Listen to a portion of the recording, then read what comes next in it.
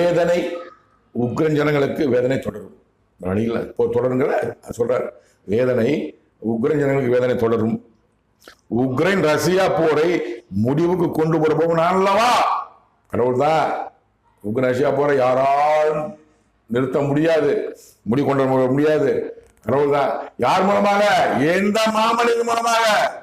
சிவன்மூர்த்தி என்ற ஜீவன் இந்தியாவிலே, தமிழ்நாட்டிலே, விருதுநகர் மாவட்டத்திலே, திருத்தூர் வட்டத்திலே, மம்சாபுரம் கிராமத்திலே, முத்துக்கர் மலாடா தெருவில் பிறந்த விளட்சமாச தங்கசியம்மாள் மகனுக்கு பிறந்த 2வது மகனாக பிறந்த இந்த சிவமூர்த்தி என்ற ஜீவன் தான் உக்ரைன் ரஷ்யா போரை முடிவு கொண்டு வர முடியும்.